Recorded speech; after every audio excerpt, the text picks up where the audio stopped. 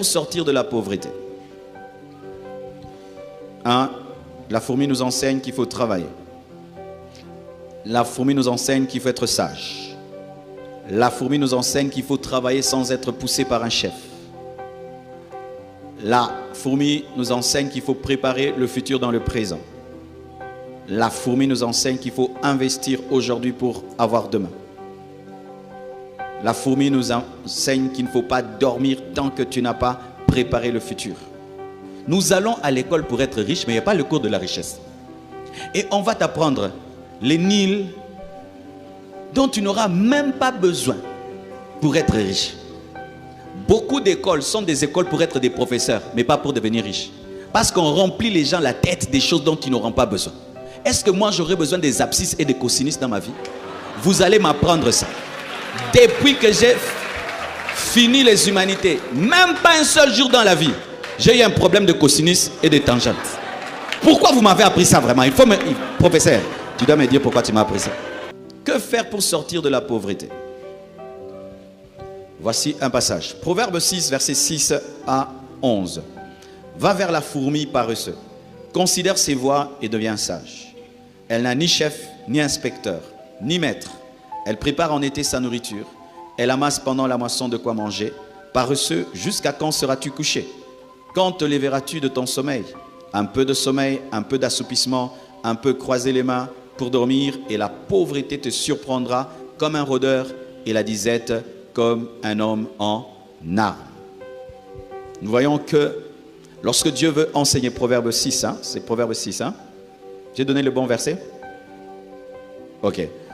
Lorsque Dieu veut enseigner la richesse, il conduit l'homme vers la fourmi. 1. La fourmi nous enseigne qu'il faut travailler. La fourmi nous enseigne qu'il faut être sage. La fourmi nous enseigne qu'il faut travailler sans être poussé par un chef. La fourmi nous enseigne qu'il faut préparer le futur dans le présent. La fourmi nous enseigne qu'il faut investir aujourd'hui pour avoir demain. La fourmi nous enseigne qu'il ne faut pas dormir tant que tu n'as pas préparé le futur.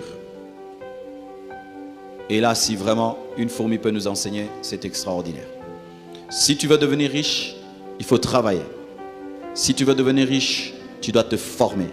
Tu dois apprendre comment gagner l'argent. C'est pourquoi nous, lorsqu'on va faire l'école Compassion, on va apprendre aux enfants à gagner l'argent, même à 5 ans. Alléluia, il y aura le cours, l'argent.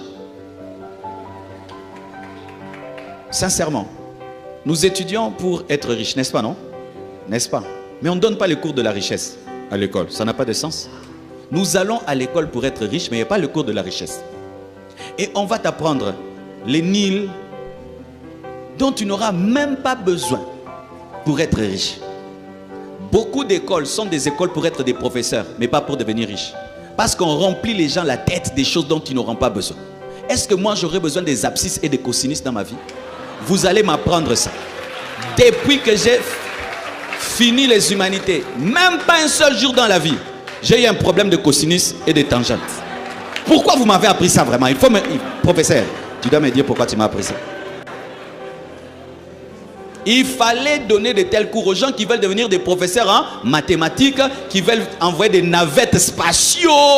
Mais moi, je suis allé étudier pour avoir l'argent. Mais vous ne m'avez jamais appris comment on investit, comment on épargne. Tina Sil, sa classe. Mais vous m'avez appris Charlemagne, Napoléon Bonaparte. Donne-moi la main, hein? Si vous ne savez pas, les hommes riches, pour rester riches, ont engendré des écoles pour que vous soyez pauvres. Et vous ne savez pas ça? Cher Congo, les autres nations sont en train de changer la manière d'éduquer les enfants, sont en train de changer les écoles. Nous avons les écoles décolonisées, où nous apprenons l'histoire des autres dont nous n'aurons même pas besoin. Frère, si tu étudies pour avoir l'argent, qu'on t'apprenne comment on gagne l'argent, parce que tu vas avoir le diplôme, mais tu ne sais pas gagner l'argent. Maintenant, toutes ces années, c'était pourquoi? Vous me mettez des cours même de gymnastique. Et j'échoue en cours de gymnastique. Est-ce que je vous avais dit que moi, je vais être karatéka? Mais vraiment, des choses inutiles. Il faut que dès le départ, on canalise quelqu'un par rapport à ce qu'il veut devenir et qu'on enlève tout ce qui est inutile. Ce que je suis en train de dire ailleurs, on appelle ça Montessori. Ça existe déjà. Allez sur Internet, tapez ça. Il y a des écoles où il n'y a plus de premier de la classe ni dernier de la classe. Vous savez ça? Parce que ce n'est pas parce que tu es premier de la classe que tu es intelligent. Des fois seulement tu as la capacité de répéter comme un perroquet ce que le professeur a dit. Et toi-même tu ne comprends rien dedans. La preuve c'est que certains premiers de la classe, après même être premier de la classe, il n'a rien retenu. Il a seulement gobé et puis il a écrit. C'est pourquoi, chers parents, à la maison, tu dois équilibrer ce qu'on donne à tes enfants. On dit, on ne donne jamais l'argent aux enfants. Il faut lui donner l'argent et tu dis, garde cet argent, dans un mois, je veux voir ce que tu vas en faire. Et puis dans un mois, il revient et dit, non, j'ai gardé. Donc tu sens quel esprit comptable. L'autre, il revient et dit, non, j'ai 300. Tu sens que c'est un investisseur. Mais certains devaient être des professeurs. C'est dit, toi, tu dois connaître toute la géographie, toute l'histoire. Tu dois tout connaître parce que toi, tu vas donner cours. Mais moi, je n'ai pas la passion de donner cours. Moi, je vais être un grand homme d'affaires. Mais apprenez-moi comment je vais gagner l'argent précisément aussi au Congo. Ne me donne pas un cours de quelqu'un qui va vivre aux États-Unis alors que je n'ai pas le projet d'y aller. C'est pourquoi la Chine s'est développée et l'Inde est en train de se développer parce qu'ils donnent des cours par rapport à la vision de la nation. Alléluia.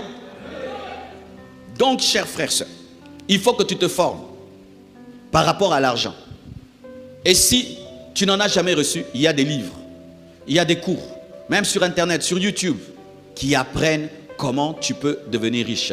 Parce que tu peux vouloir devenir riche, mais tu n'as pas l'intelligence financière. Te former, aussi patienter, persévérer, être excellent, être différent. Tu vends des beignets, moi aussi je vends les beignets. Mes beignets sont parfumés, j'aurai plus de clients que toi. Tu as un restaurant, j'ai un restaurant. Dans mon restaurant, quand on fait la commande, après 10 minutes, on est servi. Chez toi, après 1 heure, j'aurai plus de clients que toi. Tu viens dans mon restaurant, moi je salue mes clients, mais toi tu ne les salues pas, j'aurai plus d'argent que toi. Chez toi il y a des mouches, chez moi il n'y en a pas, j'aurai plus de clients que toi. L'excellence. Aussi, pour être riche, tu dois apprendre à donner. Alléluia. Apprendre à donner. Car l'argent, avant d'être un papier, est un esprit. Et si l'argent te domine, il ne viendra pas dans ta vie. Mais si tu domines l'argent, tu ordonneras l'argent, l'argent viendra. Aussi, tu dois faire une alliance avec Dieu. Seigneur, si tu fais de moi un homme riche, voici ce que je ferai pour toi. Il faudrait que Dieu trouve sa part dans ta richesse. Alléluia. Il faut que tu fasses une promesse. Seigneur, je te promets, je ferai ceci, je ferai cela. Je crois le pasteur Mohamed, nous a parlé d'un homme qui est arrivé jusqu'à donner à Dieu 90% de tout ce qu'il avait. Alléluia. Dieu doit avoir sa part dans ta richesse. Parce que Dieu ne peut pas t'enrichir pour t'enrichir. Tu dois être riche pour lui. Alléluia. Tu dois avoir une motivation pure pour être riche. Si tu veux être riche seulement pour Omel Sabatuma Inatonga, alors Omel Sabisote. Ah oui, ne deviens pas riche pour rendre les gens jaloux. Je vois beaucoup de gens aujourd'hui veulent devenir riches pour rendre les autres jaloux. Il achète une voiture, il met sur Instagram. Il construit une maison, il met sur Instagram. Il achète des chaussures, il met sur Instagram. Donc toi, tu deviens riche pour que les gens aient des cauchemars. Mais oui, pour rendre les gens jaloux. Pendant même que tu achètes la voiture, tu ne penses même pas au bonheur que tu auras. Tu penses à la jalousie que tu vas créer. Hey, na chicoté. Tu as une mauvaise motivation. Cherche à être riche pour devenir une source de bénédiction. Cherche à être riche pour soutenir l'œuvre de Dieu, pour aider les pauvres, pour servir à la gloire de Dieu. Qu'au travers de toi, qu'on sache qu'on peut devenir riche sans voler, ni toucher à la magie, ni à l'occultisme. Être une source de motivation et être un modèle pour des générations. Alléluia. Tu dois avoir une motivation pure lorsque tu veux être riche. Aussi, tu dois être un stratège. Tu dois être un stratège. Parce que c'est un monde de la concurrence. Si tu es dans les affaires, tu dois avoir de l'intelligence, tu dois avoir de la sagesse. Je donne un exemple. Tu vas au Sénégal et tu investis dans la charcuterie. Comme ils sont musulmans, ils ne vont pas acheter et tu seras pauvre. Il n'y a pas de démon, tu n'as pas de sagesse. Alléluia. Tu vas dans un endroit, leur culture, ils ne portent pas des chaussures, ils aiment porter des babouches, et puis tu emmènes là-bas des chaussures, et ben ça va échouer, pas parce que tu es maudit, mais parce que tu n'as pas étudié ton terrain et ton marché. Alléluia. Tu vas dans un endroit, la population est très pauvre, tu vends des choses très chères, tu vas échouer. C'est comme ça, aujourd'hui, la Chine est en train de prendre le marché parce qu'ils sont capables de vendre des choses moins chères. Et les Américains produisent des choses très de bonne qualité, mais c'est trop cher et ce n'est pas tout le monde qui peut acheter une Hammer, ce n'est pas tout le monde qui peut acheter une Dodge, mais tout le monde peut acheter une Toyota. Alléluia. C'est comme ça que les Japonais aujourd'hui sont en train de prendre le marché. Quand même tu vas aux États-Unis, tu trouves qu'il y a maintenant beaucoup de voitures japonaises plus que les voitures américaines. Ils ont étudié le monde et se sont rendus compte qu'il n'y a pas beaucoup de riches. Est-ce que tu étudies le marché? Tu veux prospérer au Congo, étudie le marché. Les Chinois aujourd'hui sont en train de se développer. Pourquoi? Parce qu'ils étudient. Et ils ont une capacité de s'adapter partout. Ils sont venus construire ici. Et ils logent des fois dans le temple, ils logent des fois en face. Les conditions ne sont pas terribles. Mais si j'avais pris des Américains, ils allaient les loger à l'hôtel du fleuve. Ainsi, leur capacité de s'adapter à toute situation leur donne les marchés que les Américains ne peuvent pas avoir. C'est comme ça que la Chine est en train de gagner. Parce qu'ils ont une stratégie d'adaptation. Tu veux être riche au Congo. Est-ce que tu as étudié le Congo? Quel est le marché qui marche? Tu ne sais pas. Qu'est-ce qui ne marche pas? Tu ne sais pas. Quel est le besoin du Congolais moyen? Tu ne sais pas. Tu dois avoir la sagesse. Tu dois avoir un bureau d'études. Toi-même, tu étudies. Parce qu'en soi, on devient riche. Pourquoi? C'est lorsque tu deviens la solution aux besoins des autres. Pourquoi le pain est célèbre? C'est parce que le pain résout beaucoup de problèmes. Alléluia.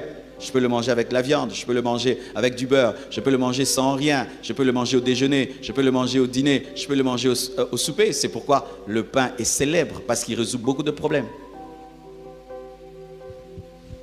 Aussi, tu dois découvrir le lieu de ta richesse. Certains, tu ne seras pas riche à Kinshasa. Tu seras riche dans la province. Parce que le marché que toi tu veux avoir ici, il est déjà saturé. Mais en province, il n'est pas encore saturé. Aujourd'hui, tout le monde fait des guests. Il y en a tellement. Pour que tu puisses te démarquer, ça doit être excellent. Mais le même guest qui échoue ici à Kinshasa, tu l'amènes en province, ça devient l'hôtel 5 étoiles.